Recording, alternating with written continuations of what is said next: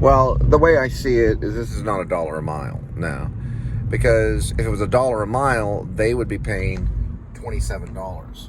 I'll do a screenshot to let you guys know. Hopefully, I don't always insert those in the show. I did on my Facebook today. So on my Facebook, you'll see two examples of orders from Roadie that are not paying $1 a mile. They're actually paying less than that.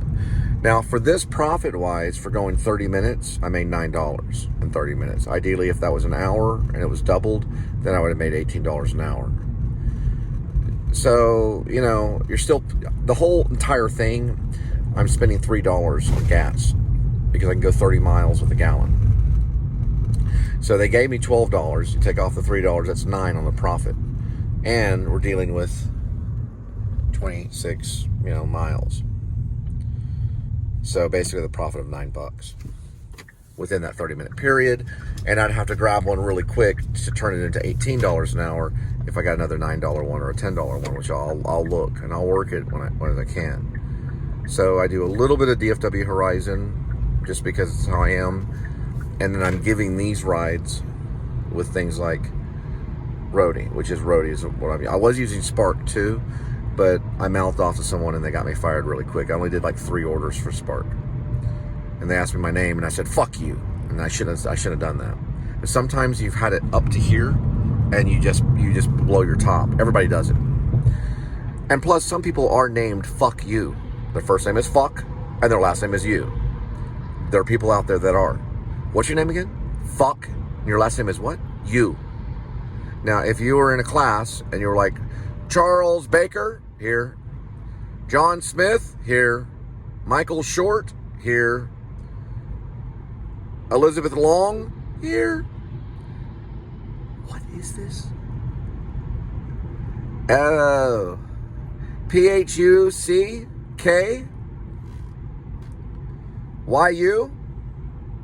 Hey, Panal, fuck you!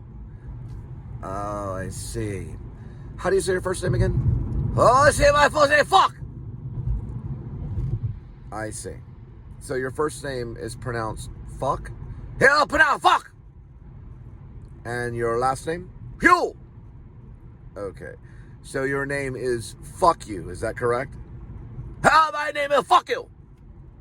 Wait, right here.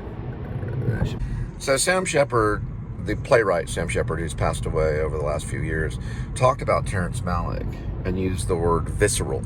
Visceral means instinctual. I agree with that. Terrence Malick was a very strange filmmaker. He wouldn't always be around during the actual shoot. So the actors were all off book, you could say, ready, or they were in character. They were ready, they were ready to be filmed, and he wouldn't be there. He would be somewhere filming crickets or peanut shells or something weird. He'd be out, going and getting something. So the film was always out there, and only the scenes and things like that were just kind of part of what this bigger thing was. It was like he was finding something. Now let's gotta explore this. Did we miss it? I think so. We probably did miss it. Yeah. It was right here. I got it. So this will reset. Yeah.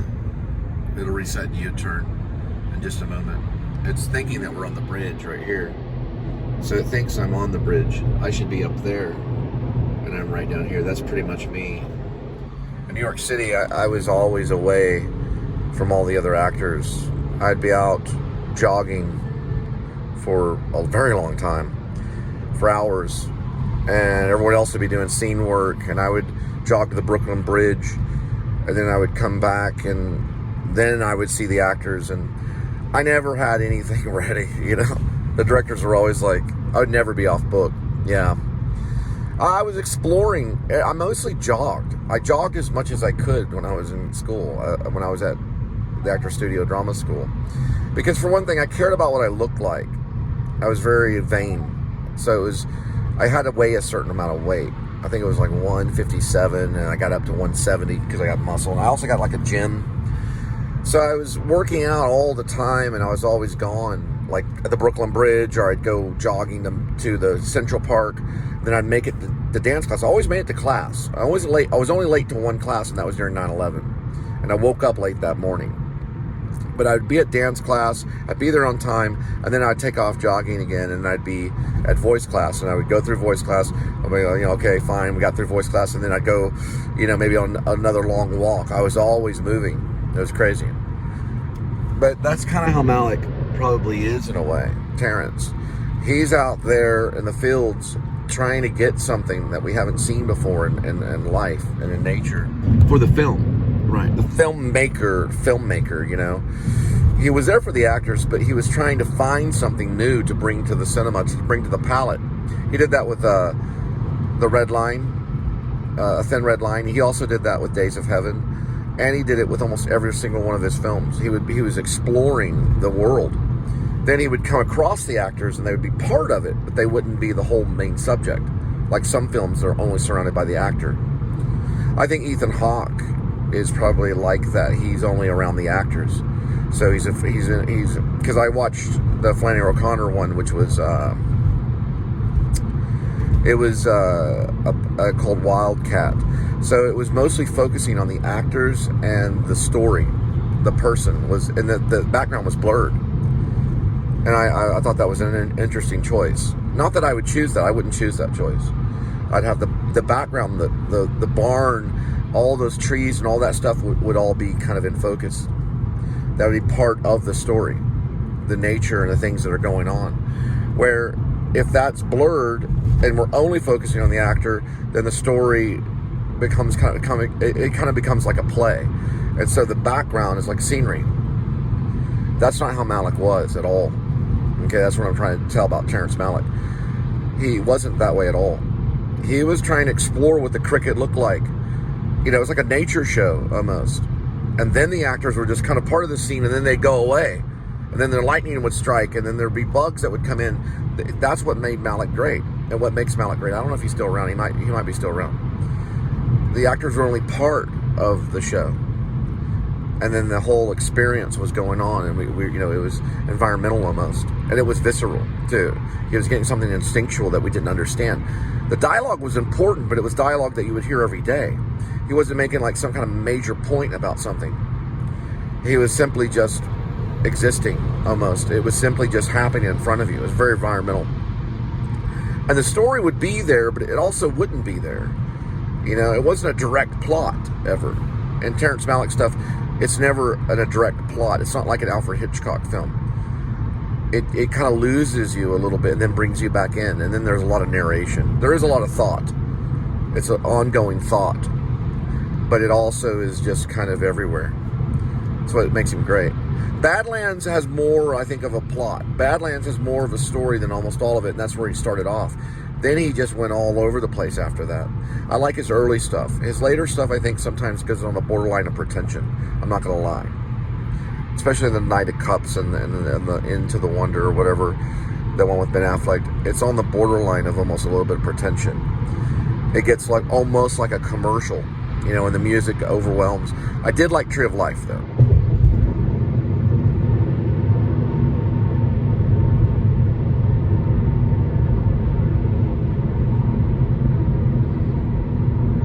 We're headed to Mansfield. So I think the problem with the hippie generation, or the generation that laid down all these films, they don't accept the vlog completely. They don't ever really accept it. They see it first as an immediate failure. So the person that's doing it is an immediate failure. And that's actually a trick. And the second of all, they would never allow it in like the Criterion Collection. We're like the humble of the humble. And I don't see that as the future with vloggers and vloggers material. There could be times where they could collect the best of certain vlogs, and they could release that. Because what are we going to do with these vlogs in 20 or 30 years from now? Are we going to have the best of Adam the Woo? Or the TDW of Adam the Woo that you could purchase as a collection, that you could watch and trust this editor, right? He could even be the own editor, maybe. He does show some of his own work.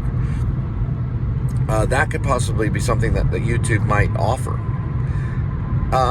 There's a possibility. Now, they didn't have this kind of equipment back when Terrence Malick was making Days of Heaven and things like that, but they did have the idea of, they didn't have unlimited amount of footage, but they did have the idea that we could set all this up and we could try to get as much as we could, because I know he got a lot. Why is that doing that? Okay. And then you know, they had to tackle it just like David Lynch had to do with Eraserhead, and it had a limited amount of footage, but he had to tackle it and get everything perfect as much as he could. Then he could print it, and then he could put it together and try to edit it the best way we can. We have an unlimited amount almost, or it's well, I got to cut off right now to save some footage.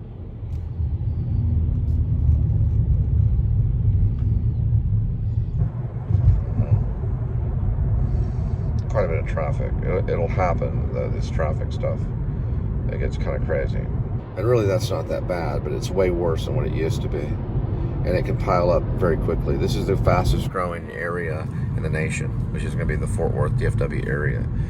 You see people from Minnesota, Detroit, Mississippi, New York, California, Alaska, parts of Mexico, all day long. It's a mixture. It's getting more and more like Los Angeles. DFW is, yeah. And they're also shooting films here, too. Films are becoming more popular, and television shows. Taylor Sheridan just came in for the downtown Fort Worth area and was filming for an off-branch studio that's connected loosely to Paramount, because that's what Taylor Sheridan deals with. He's one of the biggest writers in Hollywood. I was working right down the road from him, and there was an order on file for a cheesecake that was for Taylor. Is it Tyler? That's Tyler Sheridan, I think. But anyway, I call him Taylor, but it's Tyler Sheridan, I think. But the cheesecake was for Tyler, I think. I think it's Tyler Sheridan, but he was a soap opera actor that turned into a writer, which is a great mixture, really.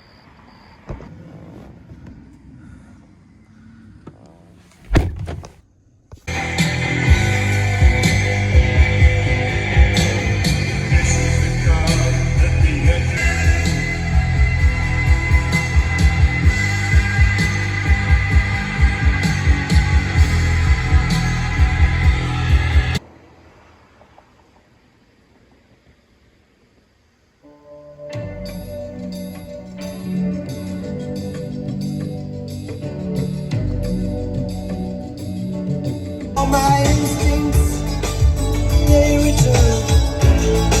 The grand facade, noise.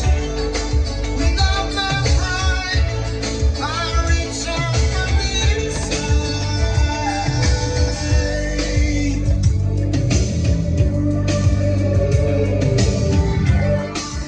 In your eyes, the light, the heat, I am complete.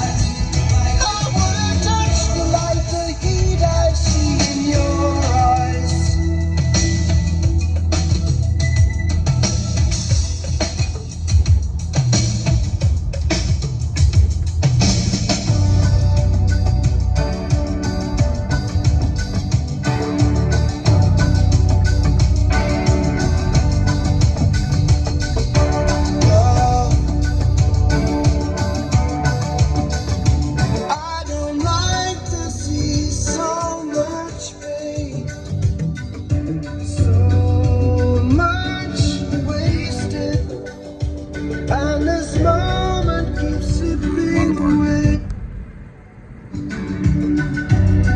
I get so tired, working so hard for our survival. I look to the time to keep me awake and alive. But all my instincts, they return and the grand facade so soon will burn without a noise, without my pride. I reach out from, oh, I see the light and the heat. Oh, I wanna be that heat. I wanna touch the light and heat I see in your eyes. Your eyes, in your eyes, in your eyes.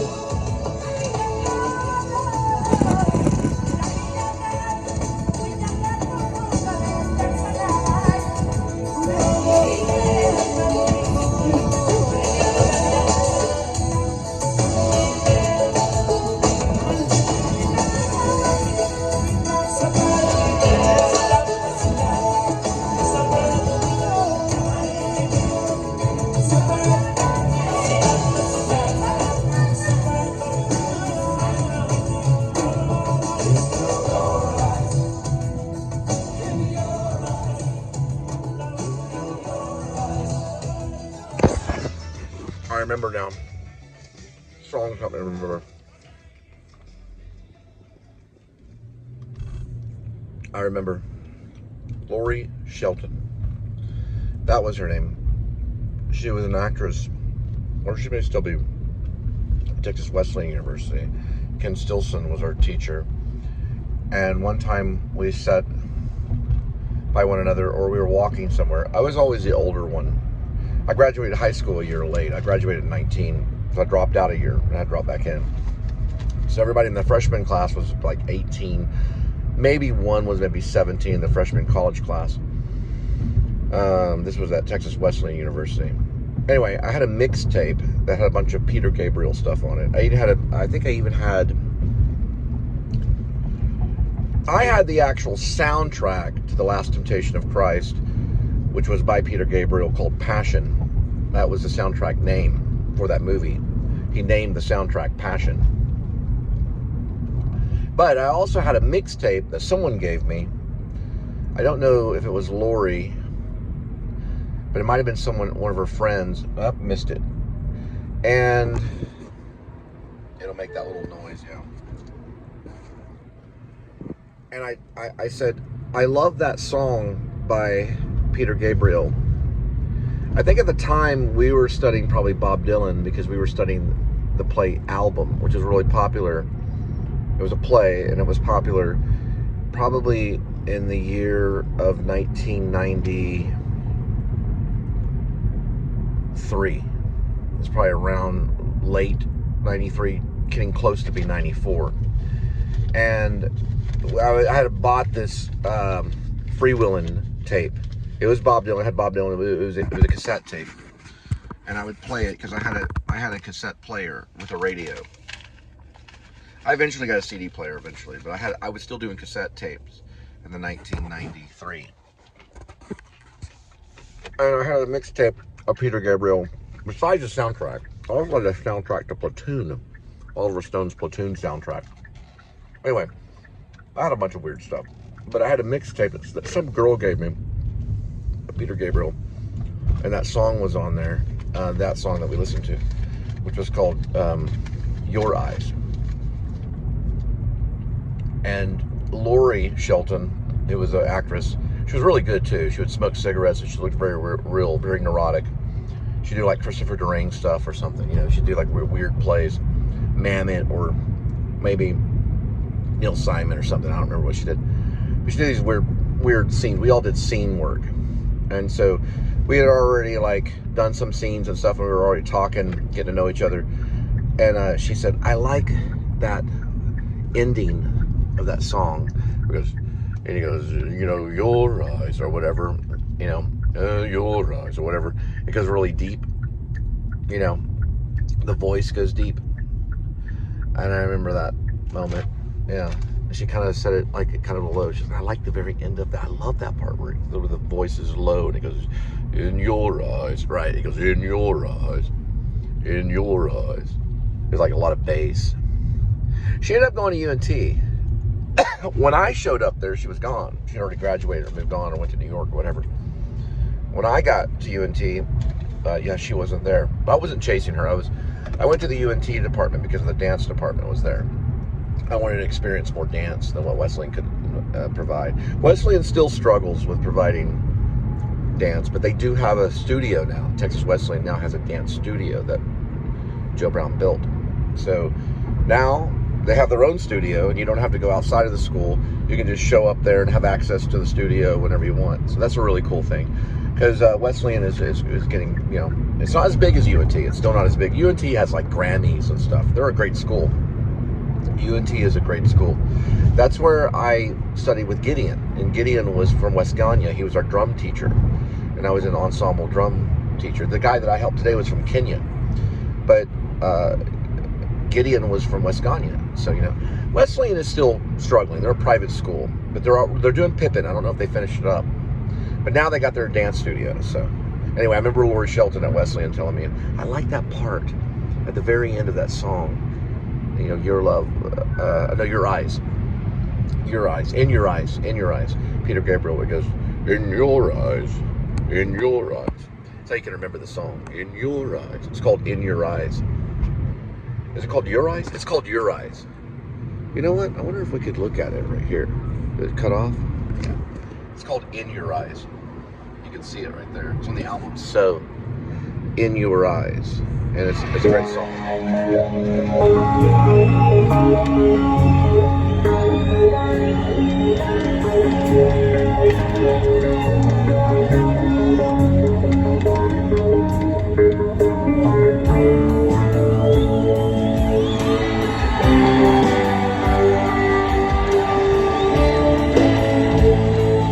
I don't talk about this a whole lot, but I don't understand the concept of 4 or 5 guys in a band either living together or hanging out that much together, but they do.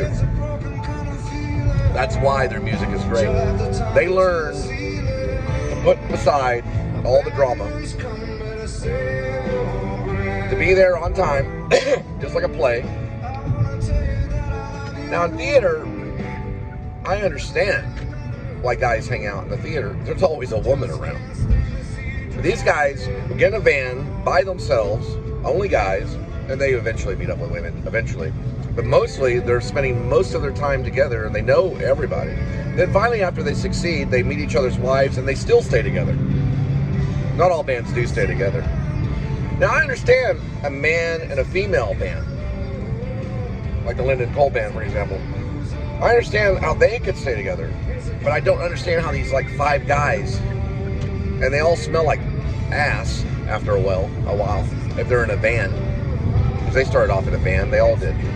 Anyway, I approached that thing with Jed Wilson in Shepherds of Alaska, because he leaves his band. He can't stand it anymore. They were a hair band. They were a failure. I want to see if Brad Pitt would look at it. But Jed Wilson, you know, he leaves his band behind. Now, we're seeing Jed way later.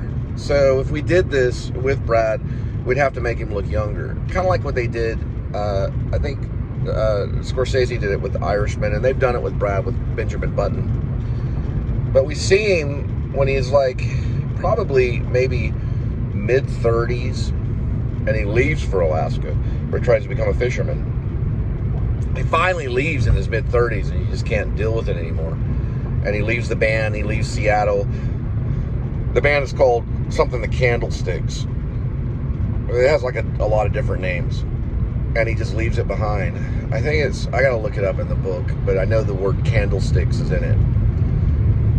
And then he finally gets sucked in this militia, and he's like older, he's like in his 50s, like late 50s, and he's dealing with this, being the head of this militia. may not be him. It may be someone else. It might be someone that's younger. I don't know. I may have been projecting it. But what I was projecting it from was Once Upon a Time in Hollywood. I was looking at that film, thinking maybe he could play Jed Wilson. Okay, I'll be perfect for you. And like, what am I going 58 in a slow lane? I'm not in the fast lane, buddy. Right there, right back at you. Get behind my rear end, right there. Do your passing and get it done with. Do what you have to do, but do it quick. Oh, it's a 16-wheeler. Yeah. Now, they should not be doing that. That could be a lawsuit, like a $150,000 or $250,000 lawsuit. Anyway, we'll have to see, you know, who Jed Wilson is. He's not the only one up for it.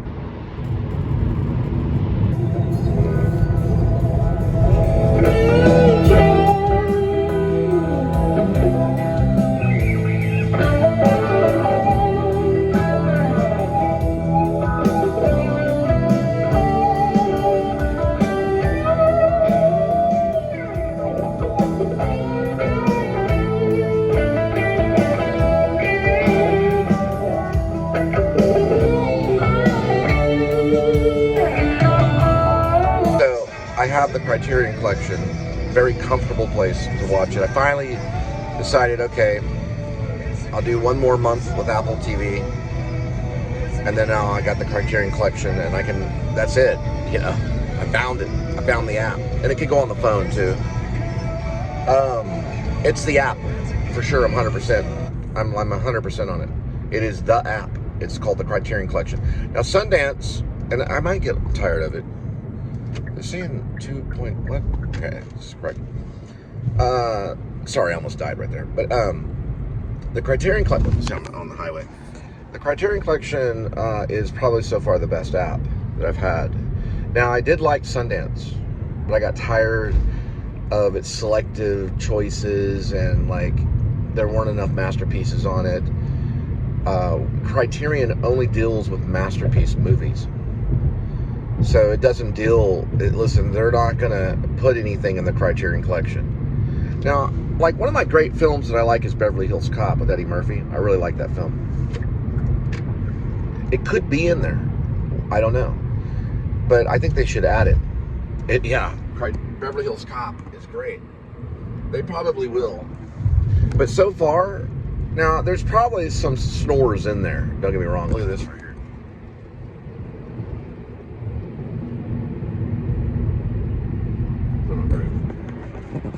There's probably some snores in there. We're going to look at this a little bit more. Is that like very film setty? Kind of reminds me of a film set, those bright lights like that. They use like those really bright ones. I have a little secret though, let y'all know about William Hurt, because I know a lot about actors. Diane Salinger said William Hurt, before he would start a scene, he would look at the lights. He's a big hippie. Don't kill him though. Yeah. Well, we don't want to kill William Hurt. He's kind of a hippie, but he doesn't have the long hair as a hippie, but we won't kill all the hippies, but they're going to have to die. The hippies can't last forever. But yeah, William Hurt, he'll look at the light and do something with his eyes, like it's temporarily blinds him or something. I told Diane, I said, those lights are pretty bright, those halogens and things like that. That's what she said he did. Now, whether he really does it or not, I don't know. But he'll look at the light. It's because the light's available for him there. And then he'll start everything. So it distracts him. And he's more worried about regaining his sight, because it'll regain after a moment, than anything else. And it probably throws him off. And then he just goes into this, like, not thinking about it and just going with the scene. That's an interesting choice. Because I can't analyze why an actor would look at the light for too long and then go into the scene. And it would like temporarily blind him or something. But that's what she said. Or the light did something for him. He would look at the light and then he would go into the scene. Real hippie kind of stuff. I just use like verisimilitude, and of course that's an English term. But I use the unified field. There it goes right there. The unified field, or what W.B. Yeats was talked about. It's something that's unexplainable that takes over and you let go, and then all of a sudden you're no longer you, and you're no longer really anything but the unified field. Meaning you're no longer really, it's like almost like you're not present almost, right? People have said that about me. And it's good and bad at the same time, but I think Dean did it maybe. And you know, it's like a unified field. You just tap into it. All actors have like different, you know, methods that they have to personally take on and adopt, and whether they explain it to somebody or not doesn't matter. You know, that just happens. We used to also talk about it at Wesleyan called a groove. Me and Johnny Martin, this young actor that played the Paperboy in Streetcar Named Desire, and I played Santa Kowalski. He was going to go to Wesleyan. We were at Texas Wesleyan, but he was going to go to the Connecticut Wesleyan and study filmmaking. I hope he did. But he talked about a groove that you get into, and I think that's part of it, but then you can get stuck in a groove. You know what I mean?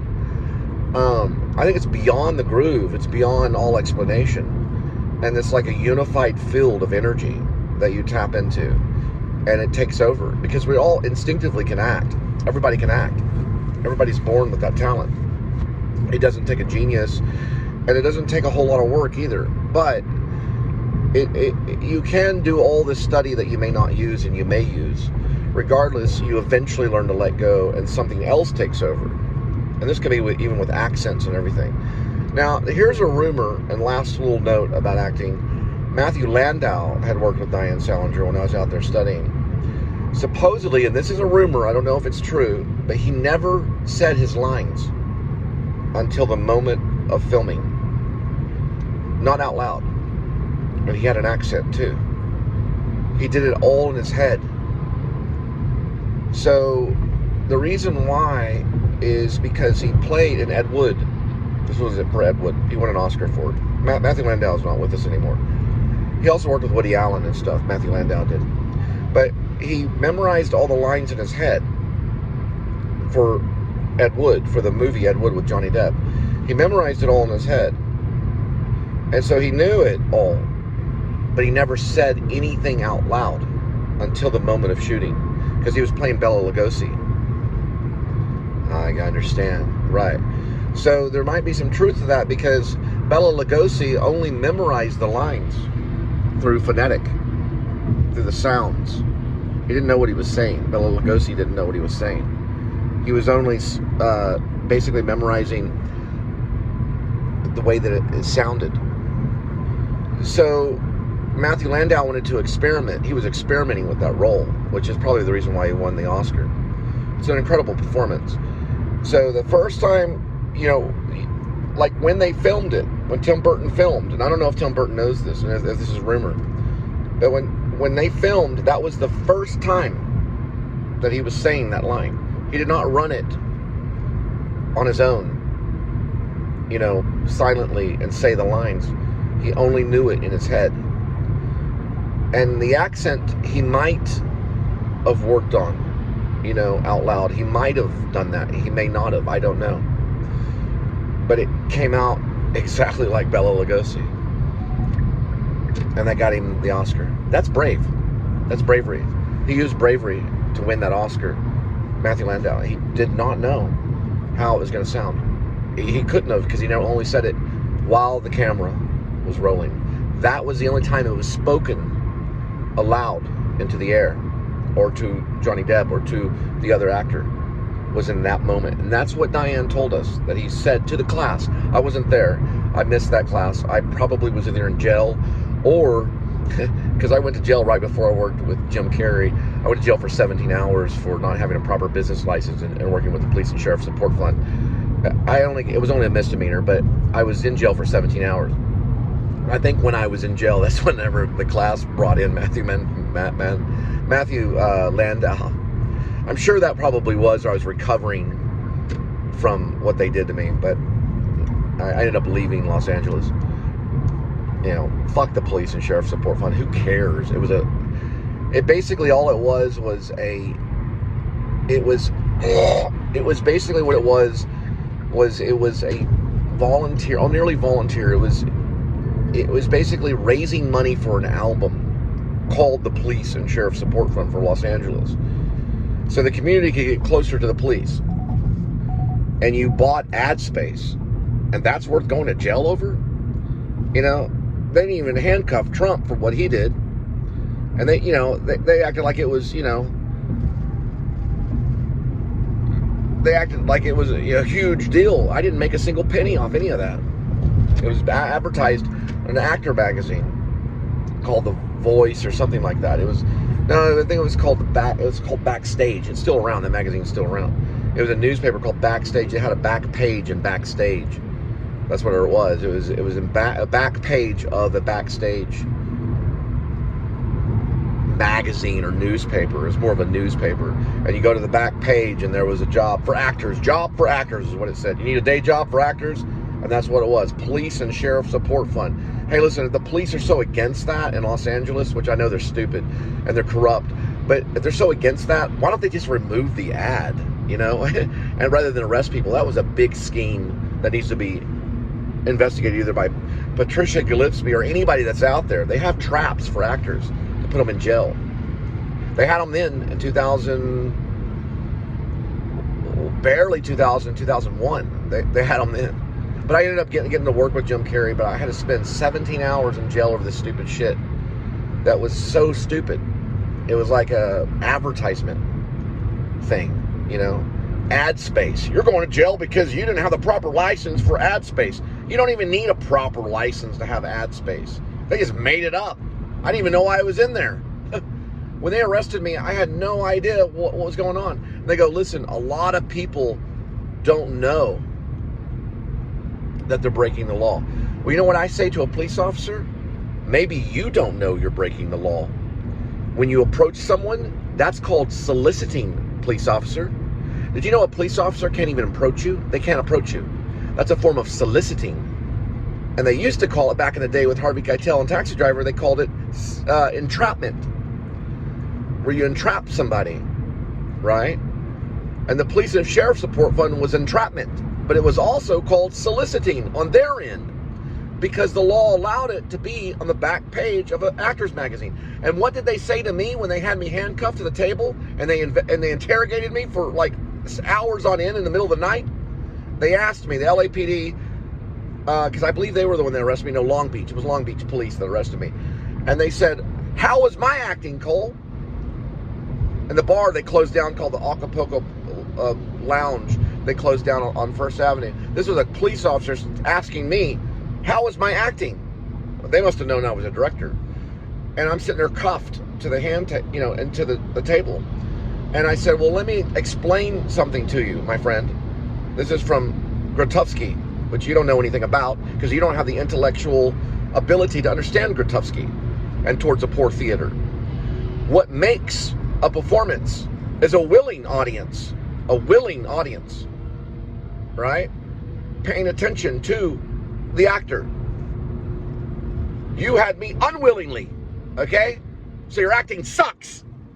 That's what I say to you, officer. If you finally want this answer after 30 years, has it been more than 30 years? It has been almost 25 years.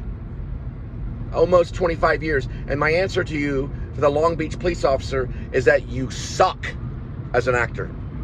Because you had me cuffed to a table and you wanted me to be an audience member. That is pure torture. And I hope you do well in the audition because I know you're not an officer anymore. I mean, even today I can recall those emotions and it does bring me mad. I mean, it does bring anger to me. You know, I don't know. Emotional recall is a debatable thing, but there are certain things you can think of and it will bring about anger. And the more you dwell on it, the more anger that will come, and I don't want to dwell on it anymore. The whole Long Beach conspiracy, LA Confidential thing. I don't think they should place ads in an actor's magazine or an actor's newspaper like Backstage, because that's an actor's that could harm the actor. I think Backstage might get sued for that. And another thing too, I think those officers, if they're continuing that behavior, which they probably are, if they're not retired, they're probably retired by now. But I will probably do a case file on each one of those officers, those Long Beach police officers. If they've come to Texas, they're probably dead. Because we do have militia here. And I will do a case file. And I will find out their behavior after my arrest. And even if they're even all alive. And I'll trail that behavior through using big-time computer geeks. We're talking like Facebook geeks.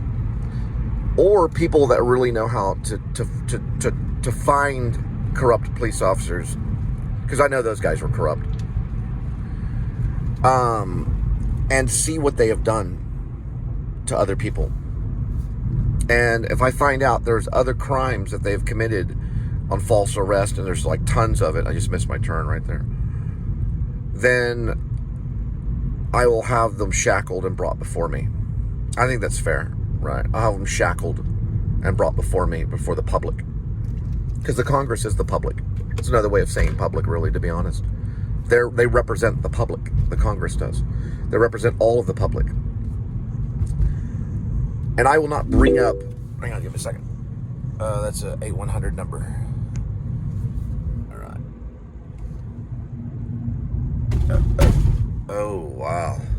That was close. That's how dangerous those little messages are to bring up around. And that will be traced too. That one was a dangerous one to bring out at 10:23 at night. Which is an unnecessary time to text somebody. That's almost a form of harassment. Now, I will bring this up when I'm in Congress. Well, when I'm before Congress, and when I'm president, and I bring them before Congress. Because the president's still part of Congress. They're part of the makeup of Congress. They're separate, of course, but they can be present with Congress. And I will tell them why these officers are present today. And they will be shackled. Probably some of them. And I'll say, you did this, and you did this, and this is a crime, and this is a crime, and this is a crime, and this is a crime, and this arrest was a crime, and this was a crime, right? And this was a crime, and you did this, and this lady says you raped her, and we have this being investigated, and this person said that you murdered, and we have this being investigated, and this is being investigated, these drug charges against you are being investigated, and all this stuff will go on and on and on and on and on and on and on. And it'll be a long, long list of charges against these police officers. And then I'm finally going to say, I would like to say one thing to you, officer. This would be an ex-Long Beach police officer. He'll be in retirement, because he'll be taken out of retirement and then put in shackles. He'll be an old man. Hey, listen, they did it to the Nazis. They've arrested a Nazi that was in his 90s for the atrocities that he did towards Jewish people. Okay? False arrest is an atrocity. It's an atrocity to cuff somebody and accuse them just for the sake of money and profit. They were doing that for profit. They did that to me for profit. And when they're shackled and they're before me, I'll say, hey, I want to say one thing. All these charges against you and everything, they will be filed and you will be punished. And you're not going to no longer be retired. I'm taking you away from your home and your family. And now you're going to go to a place that you forbid other people to go. And then because of your accusation and all these crimes that you committed against humanity, you will spend the rest of your life in prison.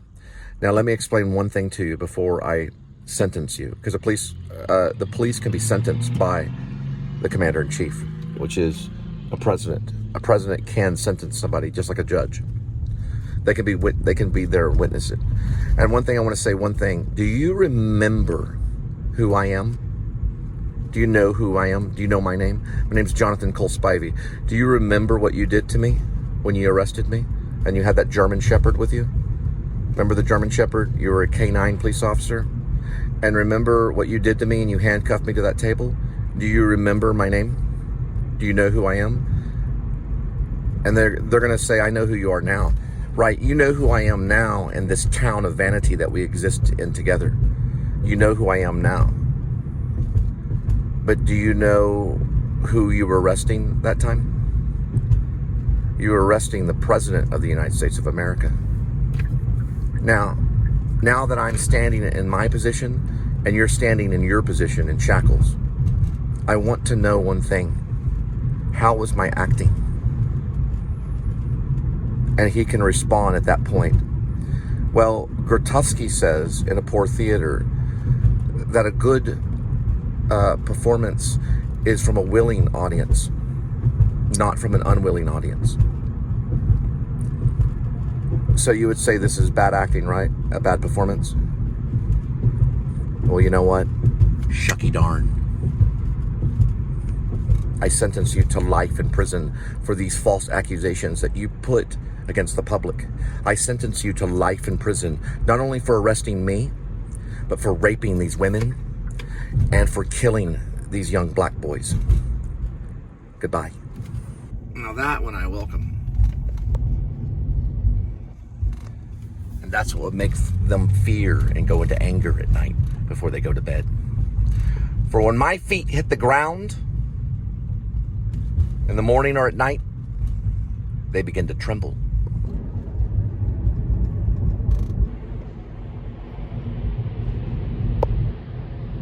Guys, justice is not ignorant. It's not ignorant to seek justice, and it's not ignorant to receive justice.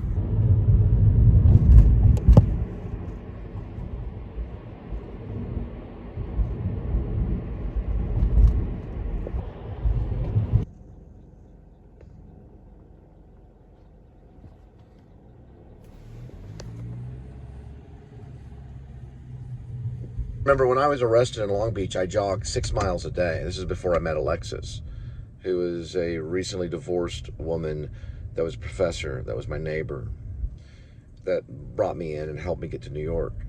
Now, I would jog 6 miles a day, ask her, every night, sometimes during the day, at least 6 miles a day. The reason they brought in that German Shepherd was in case I would have run. They would have released that German Shepherd on me to bite me in the calf, to put me out of commission. Listen, they arrested me because they were jealous of me. It had nothing to do with breaking the law. They were simply jealous of me and knew who I was. These were men that had badges and guns that were afraid that I was going to come after their woman because of Batman and Robin stuff with Adam West a long time ago. I had no idea who their women were, other than Alexis. And I'll say her last name, Pavnik. Who knows if she knew any of them? I'm sure she probably did. But let me explain something. They arrested me because they were jealous, and that's called false arrest. And that's arresting someone with extreme prejudice for no reason at all. I will see you before Congress. You know, they brought Mark Zuckerberg before Congress. These police will be brought in a line, shackled, to sit before Congress. None of them will get the death penalty. I'll make sure of that. But most of them will get life in prison.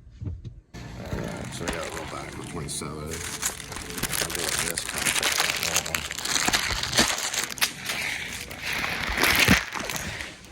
I got this. That's like 50 cents, 50 cents, $1.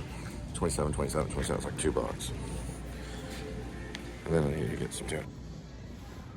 Okay.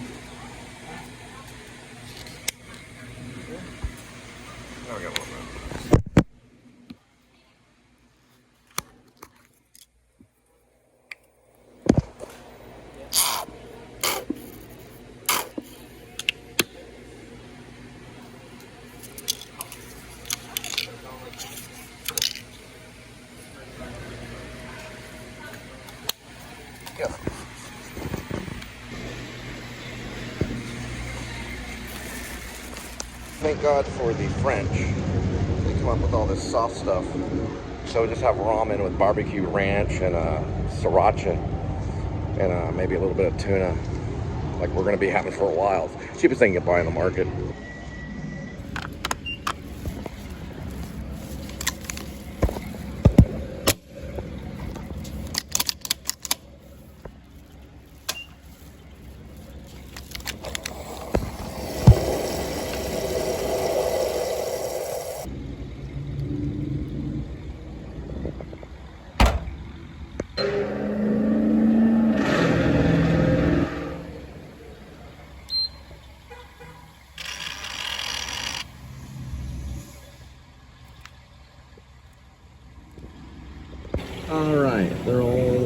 from Minnesota.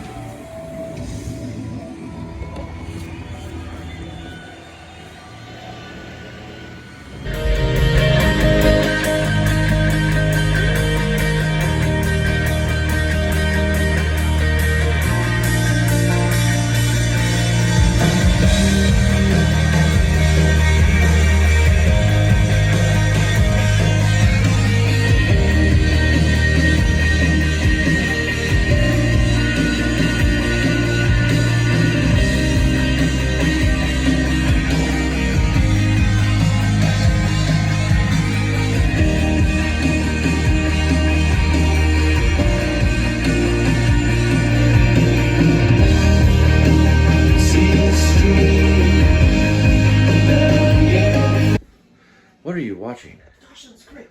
Oh, Dawson's Creek, great.